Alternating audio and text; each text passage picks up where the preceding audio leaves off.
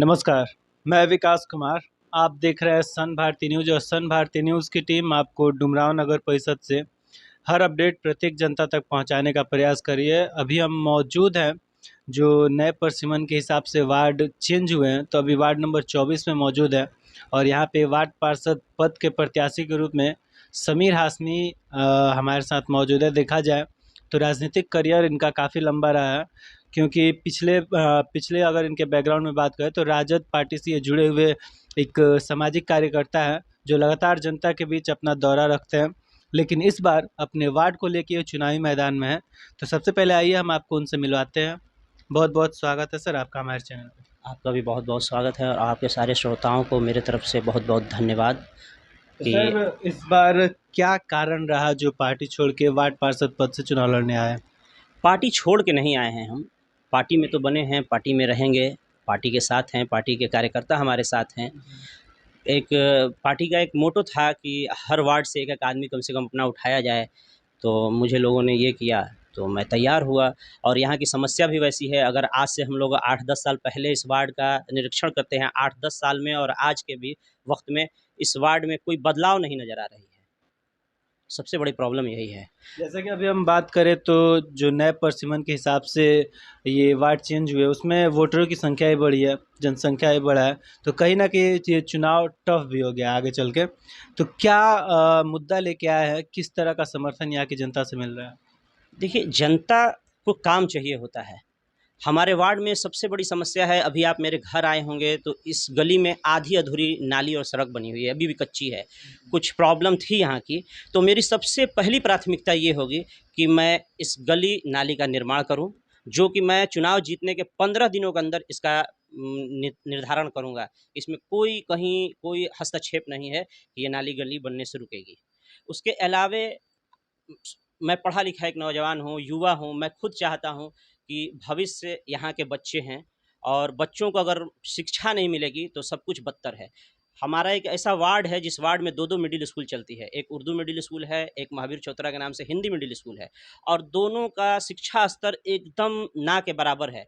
जबकि ये हकीकत है कि वार्ड के जो प पर प्रत्याशी होते हैं, जो वार्ड अध्यक्ष होते हैं, यही उस स्कूल के अध्यक्ष होते हैं। बावजूद इसके बदहाल स्थिति में स्कूलें हैं, ना बच्चों को अच्छा शिक्षा मिल पा रहा है। उसके अलावा इस वार्ड में 3-3 आंगनबाड़ी केंद्र है और केंद्रों का भी हाल ना के बराबर है, चलता है कि नहीं चलता ये भी मालूम नहीं है। तो मैं इस पे भी ध्यान दूँगा कि शिक्षा को बेहतर किया जा सके। और रही बात कि इन 5-10 सालों में कहीं भी पूरे वार्ड में किसी से आप पूछिएगा, सर्वे कीजिएगा, तो एक काम नहीं हुआ है। जबकि मुख्यमंत्री 7 निश्चय योजना में सबसे बड़ी योजना थी हर घर नल जल योजना, जिसके तहत हमें लगता है कि आधे वार्ड में भी, ये 3000 आबादी की वार्ड है और इसमें 100 घरों में भी नल जल योजना की कहीं भी कोई लाइन नहीं बिछी हुई है। तो इसके ऊपर भी काम करना है। पूरे वार्ड में आप घूम के देखेंगे तो फुटपाथों पे डिज़ाइनिंग ईंटें बिछे हुए हैं ताकि सौंदर्यीकरण हो। लेकिन एक वार्ड नंबर 13 है कि जो इस तरह गोल राउंड में है ये। कि पूरे जब गोल राउंड आप घूमेंगे तो कहीं एक ईंट नहीं नज़र आएगी। जस का तस पुराना मिट्टी वाला ही ईंट है, कुछ भी ऐसा नहीं है। तो इन सब पे बहुत सारे चीज़ों पे काम करना है। दूसरा है कि हमारे यहाँ आबादी है, एक मोहल्ला है चीकटोली। उस मोहल्ले में अगर आप जाएँगे तो उस मोहल्ले की हालत एकदम नरकीय है, गंदगी बहुत है।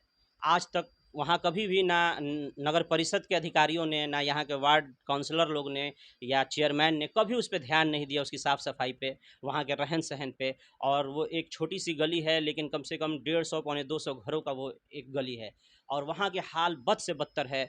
तो उस गली को सुंदर स्वच्छ करने का पूरा-पूरा मेरा कोशिश रहेगा कि मैं उसको बढ़िया करूँ। दूसरी बात है कि वो लोग व्यवसाय करते हैं मीट का, मुर्गा और खस्सी के मीट का। तो उन लोगों के लिए स्लॉटर हाउस है डुमरांव में, लेकिन बदहाल स्थिति में है। तो उसके लिए भी मैं आवाज़ उठाऊँगा नगर परिषद में और किसी तरह उस स्लॉटर हाउस को मैं फिर से कामयाब कराऊँगा, ताकि ये लोग जिस तरह रोड पे मांस मछली बेचते हैं और जब मन आता है तब पुलिस और एसडीओ, बीडीओ अतिक्रमण के नाम पे, नगर परिषद के अधिकारी भी अतिक्रमण के नाम पे इन लोगों को लात मार दिया करते हैं। तो कम से कम ये लात मारने से बचें और अपने स्लॉटर हाउस में इज़्ज़त से अपनी दुकान को करें और अपनी रोज़ी-रोटी का इंतज़ाम करें। तो एक चीज़ हम बात कर ले तो ये जो नगर परिषद या फिर नगर निगम का चुनाव है, इसे घर का चुनाव माना जाता है। जनता उन्हीं के साथ जाना पसंद करती है, जो लगातार जनता के बीच आना-जाना या फिर जनता से जुड़े हुए हों, धरातल से जुड़े हुए हों। तो किस तरह का आपका बैकग्राउंड रहा और जनता से अभी तक आप तो किसी पद पे नहीं थे, नगर परिषद को लेकर अगर हम बात करें, तो क्या कुछ जनता के लिए अभी तक आपके द्वारा कार्य किए गए हैं?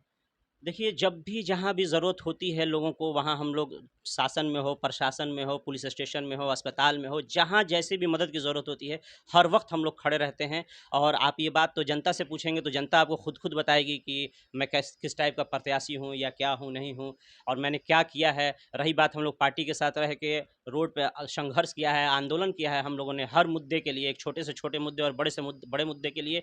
तो आज भी हम लोग नगर परिषद में जाएँगे, नहीं जाएँगे, लेकिन हम लोग अपने इस पे कायम रहेंगे कि हम लोग हमेशा आंदोलन किए हैं और आंदोलन करते रहेंगे और यहाँ के लोगों को इंसाफ दिलाते रहेंगे। जैसे कि हमारी टीम भी यहाँ पे ग्राउंड रिपोर्ट कर रही है, आम जनता से मिल रही है, तो जनता के मन में एक संकोच बना है कि हम किसी भी प्रत्याशी को प्रतिनिधि के रूप में लाते हैं, जब अपना मत दे के उनको जब एक पद देते हैं, सत्ता देते हैं, तो जो विश्वास उम्मीद चुनाव से पहले हमसे करके गए होते हैं, उनका मानना है कि जो चुनाव बीतने के बाद सत्ता आते ही वो तमाम सपने वादे जो अधूरे रह जाते हैं, जिसकी वजह से इस बार जनता काफ़ी संकोच में है कि किस तरह के प्रतिनिधि को चुने, किस तरह के प्रत्याशी को चुन के प्रतिनिधि का पद दे। तो आपका क्या मानना है कि अगर जनता मौका देती है तो उनके किए गए वादे पे आप खरे उतर पाएंगे? बिल्कुल, मैं पूरा कोशिश करूँगा कि अपने किए हुए वादे को मैं पूरा करूँ, क्योंकि मेरा एक पूरा मेमोरेंडम है 15-20 चीज़ों का, जिसको मैं अपने 5 साल के कार्यकाल में 100% पूरा करूँगा।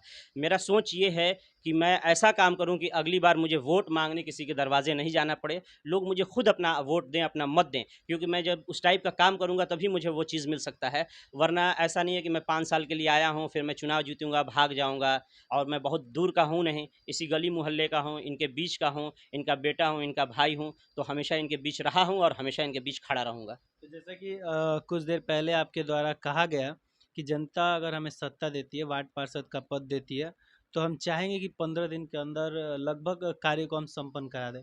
तो 15 दिन का जो अवधि है, कम नहीं लग रहा है? कोई कम की बात नहीं है, काम करने का इच्छा शक्ति हो तो 24 घंटा भी काफ़ी है। क्योंकि 10 और साल बीत जाते हैं फिर भी वो काम वहीं का वहीं रहता है। क्योंकि लोग करना नहीं चाहते हैं ना। मैंने क्या बोला आपको कि अभी के जो पूर्व जिसको कहें या अभी का वर्तमान कह दें वार्ड काउंसलर, उन्होंने एक ईंट नहीं रखी है। तो ये तो उनकी सोच है कि उन्होंने एक ईंट नहीं रखा और हमारी सोच है कि हम सौंदर्यीकरण करके दिखाएँ, सारा काम करके दिखाएँ। बहुत सारे लोग ऐसे हैं जिनको लाभुकों को लाभुक नहीं मिली है, पेंशन योजना नहीं मिलती है, जो वृद्धा पेंशन बहुत लोगों का अटका हुआ है, विधवा पेंशन नहीं मिलता है लोगों को, बहुत सारी दिक्कतें हैं लोगों के साथ। तो उन सब कार्य को पूरा किया जाएगा, उसी के लिए मैं आना ही चाह रहा हूँ कि मुझे लोग जनता एक बार मुझे मौका दे। जनता मालिक होती है और अपने मत का वही इस्तेमाल करके किसी को भी खाक पे ले जाती है या फिर किसी को आसमान छुलाती है। तो मैं यही चाहूँगा कि एक बार मुझे भी अपने दुआओं से, अपने आशीर्वाद से नवाजे, ताकि मैं इसको करके दिखाऊँ, ताकि एक मिसाल कायम हो कि वार्ड कमिश्नर होता कैसा है। एक चीज़ और, चुनाव चाहे कोई भी हो, उस पे जाति फैक्टर काफ़ी प्रभावी होता है। इस बार के चुनाव में क्या लग रहा है, जाति फैक्टर धन बल काम करेगा? हमने जब से मैं अपनी राजनीति को देख रहा हूँ अपने वार्ड के लिए, तो मैंने अपने वार्ड में कभी जात बेस पे वोट होते नहीं देखा है। जो अच्छा कैंडिडेट होता है, जिससे लगता है कि ये समाज सेवा कर पाएँगे, उसको लोग वोट करते थे या करते भी हैं।